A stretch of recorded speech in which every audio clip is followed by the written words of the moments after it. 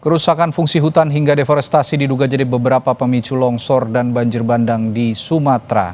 Lalu bagaimana langkah menyikapinya kita bahas lebih dalam bersama anggota DPR fraksi Partai Nasdem, daerah pemilihan Aceh 1 Muslim Ayub dan Country Director atau Kepala Greenpeace Indonesia Leonard Simanjuntak. Selamat malam Bapak-Bapak. Selamat malam. Selamat malam, Mas. Waalaikumsalam warahmatullahi wabarakatuh. Pak Muslim saat ini ada di Dapil Pak di Aceh atau ada di Jakarta? Saat ini saya lagi di Dapil nih, kebetulan di posko terpadu Koramil di Aceh Selatan. Di Aceh Selatan ya Pak ya. Bagaimana kondisi terkini di sana sebelum saya tanya lebih lanjut yang lain?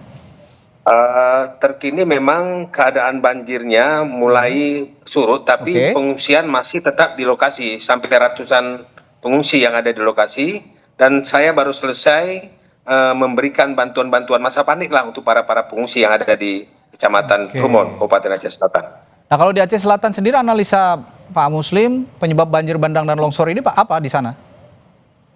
Iya memang di situasi bulan Desember yang berber itu memang terjadinya banjir ya.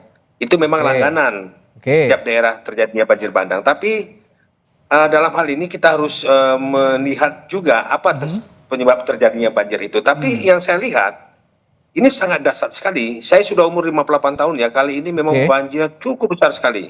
Yang biasanya rumah itu terendam hanya 2 meter, 3 meter, ini sampai menutupi plafon rumah, malah lebih, sampai 2 dan 3 meter. Ini sangat luar biasa.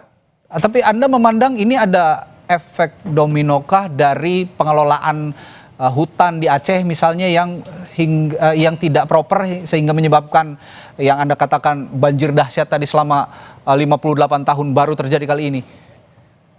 Saya memang setuju apa yang disampaikan oleh Bapak Menteri Kehutanan tadi. Memang ini mungkin ada penyebab adanya pembalakan liar yang terjadi di Aceh ya, apalagi dengan banyaknya HPH yang jujur saya katakan yang memperluas arealnya di wilayah kami. Ini mungkin mengakibatkan terjadinya penebangan dan inilah hasilnya terjadinya banjir besar yang mungkin terjadi di Aceh umumnya dan khususnya barangkali ada di daerah-daerah lain di Indonesia.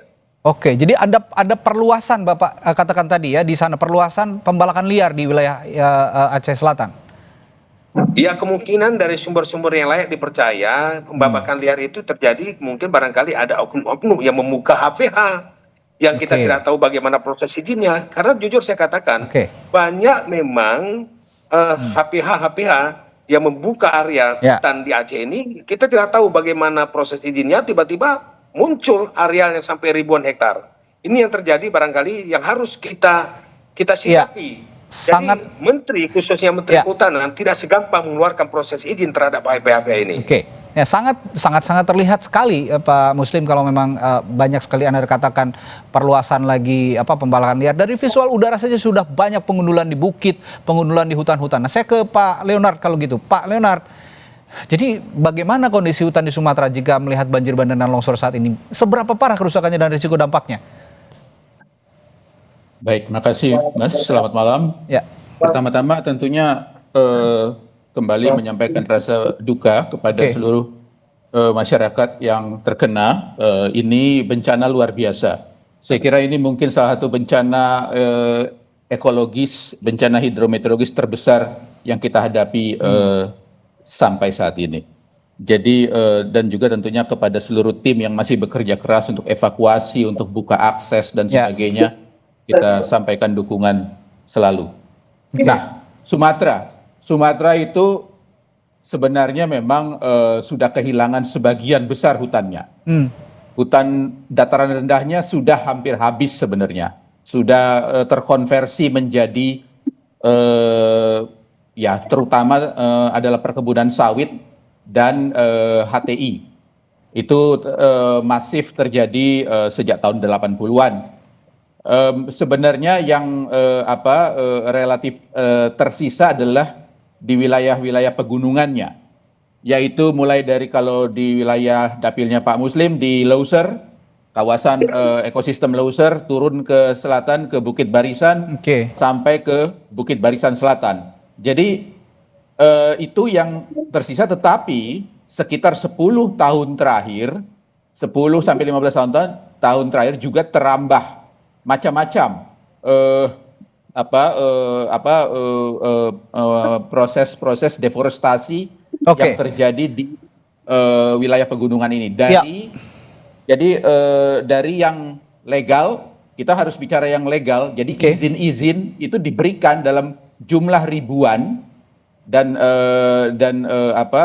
jumlah hektarnya jutaan hektar sampai yang membalak liar. Itu di mana-mana. Itu jutaan hektar. Tapi saya berangkat dulu dari yang legal. Kalau memang yang legal saja sudah merusak begitu ya, apalagi yang liar begitu.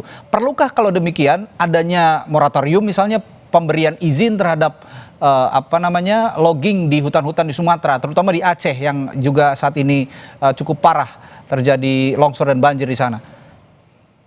Ya, moratorium kita punya Mas sejak 2013 sebenarnya, sejak zaman Pak SBY.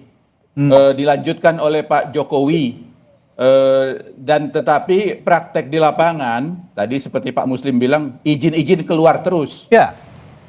Begitu. Jadi proses konversi lahan keluar terus, dan kemudian lagi logisnya. Jadi kapasitas lingkungan menghadapi situasi cuaca ekstrim yang dibawa oleh siklon tropis Senyar ini ambrol. Jadi dia jebol sama sekali, sehingga kemudian tidak ada yang menahan luncuran banjir bandang di mana-mana itu. Baik. Gitu. Tanpa bermaksud menuding, Pak Leonard, saya ingin tanyakan, kalau menurut pandangan Anda, siapa aktor utama di balik deforestasi itu? Perkebunan sawitkah, tambangkah, HGU bermasalah, HTI, atau siapa? Siapa yang akan tanggung jawab? Saya akan tanyakan itu nanti setelah jeda di Sapa Indonesia Malam. Tetaplah bersama kami. Masih membicarakan siapa yang bertanggung jawab dengan peristiwa bencana hebat yang terjadi di Sumatera Utara, Sumatera Barat, dan juga Aceh. Terjadi banjir dan longsor di sana. Apakah betul penyebabnya adalah benar-benar deforestasi dan alih fungsi lahan? Dan kalau memang betul, kira-kira Pak Leonard, siapa yang bertanggung jawab?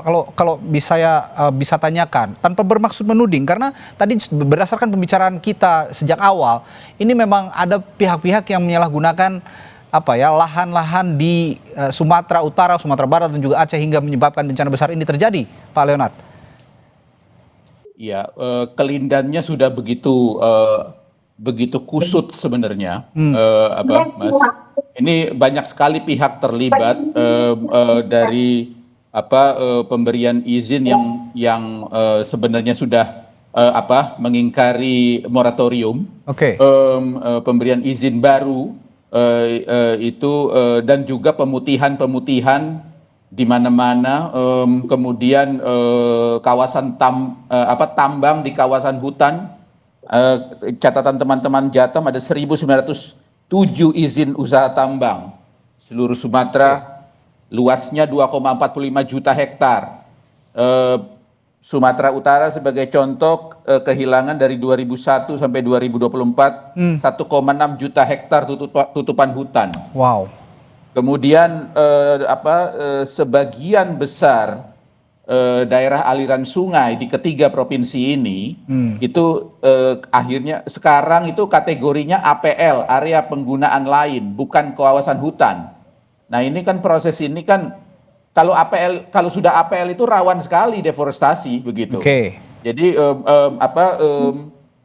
kita sudah temui banyak kasus kan, artinya dari yang sifatnya manipulasi sampai korupsi, keterlibatannya banyak pihak, dari aktor-aktor negara sampai non negara.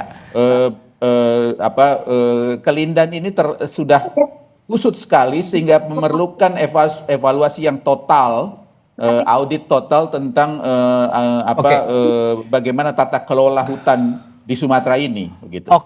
Kalau Pak Leonard saja sudah tidak bisa menguraikan siapa yang bertanggung jawab karena saking kusutnya benang yang sudah dijahit ini sepertinya. Saya akan tanyakan kalau begitu ke Pak Muslim. Pak Muslim, Anda berada di Komisi 13 yang juga membidangi masalah reformasi regulasi. Apa yang bisa Anda dorong dengan kekusutan yang diungkap oleh Pak Leonard tadi di kasus bencana besar di Aceh dan Sumatera Utara dan juga di Sumatera Barat ini, Pak Muslim? Boleh nggak saya berbicara sedikit masalah banjir besar yang terjadi di Aceh? Yang pertama begini, saya tetap mengatakan kepada pemerintah Republik Indonesia, ini statusnya ini bagi Aceh ya, ini dari 23 kabupaten kota, 18 kabupaten yang berdapat banjir besar. Hari ini saja data per tanggal 30 November 2025, totalnya meninggal dunia 96 orang. Jadi itu hanya di Aceh saja ya? 113 jiwa. Hilang 113 jiwa. Yang mengungsi 62.000 sampai 291 kakak yang mengungsi. Jadi saya berharap ini bukan bencana-bencana daerah lagi nih, ini sudah bencana nasional. Sesuai mungkin barangkali Undang-Undang Nomor 24 Tahun 2007 tentang penanggulangan bencana nasional. Ada 5 syarat itu. Yang pertama, jumlah korban jiwa. Ini sudah luar biasa, sudah sampai 96 orang meninggal. Yang kedua, kerugian harta benda. Yang ketiga, kerusakan prasarana dan sarana. Yang keempat, cakup luas bencananya. Yang kelima, dampak sosial ekonomi masyarakat itu tersebut. Kami mendorong kepada pemerintah pusat untuk menetapkan bahwa Aceh dan Sumatera itu masuk dalam bencana nasional. Itu yang pertama. Dan saya sikapi apa yang disampaikan tadi. Yang pertama, kita evaluasi kembali izin-izin yang sudah diterbitkan oleh kementerian. Karena saya tahu, saya juga memahami juga menyangkut masalah perizinan juga. Saya yakin ada kekeliruan, ada main mata dengan terbitnya izin-izin ini.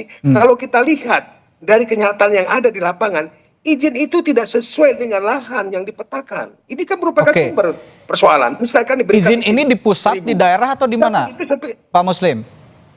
Ini khusus di daerah kami di Aceh. Artinya pemerintah setempat di daerah atau pusat juga yang punya peran untuk menerbitkan izin-izin yang dalam tanda kutip liar ini? Ini pusat. Kalau daerah tidak mungkin menerbitkan ini. Daerah itu masih memikirkan daerahnya. Jadi dia seorang pimpinan daerah, tidak akan mungkin dia perjualkan daerahnya untuk menghancurkan daerahnya. Ini adalah pusat. Baik. Ini yang harus juga diperhatikan. Dan saya juga dengar ada beberapa proyek nasional juga yang menyebabkan deforestasi. Apakah betul? Singkat saja Pak Leonard, untuk yang menyebabkan deforestasi di Aceh, Sumatera Barat dan juga Utara ini. Ya, saya confirm Pak Muslim bahwa ini sekarang pusat yang harus bertanggung jawab, karena ini kan kita dalam proses resentralisasi. Sejak Undang-Undang Cipta Kerja semua ditarik ke pusat. Jadi izin-izin itu hampir semua dari pusat. Dan juga memang PSN yang kita tahu sama-sama. Proyek strategis nasional yang saya maksud tadi. Ya, proyek strategis nasional itu kan diberikan karpet merah. Di mana-mana. Artinya environmental safeguard atau perangkat-perangkat perlindungan lingkungan dalam misalnya bentuk AMDAL misalnya itu dilakukan tidak menjadi prioritas. Ini yang diperlukan dari sekarang, aksi tegas dari pemerintah pusat. Kesimpulannya begitu ya, bahwa Pak Muslim dan Pak Leonard sepakat bahwa tidak mungkinlah pemerintah daerah mengorbankan daerahnya sendiri untuk dilanda bencana sedemikian besar.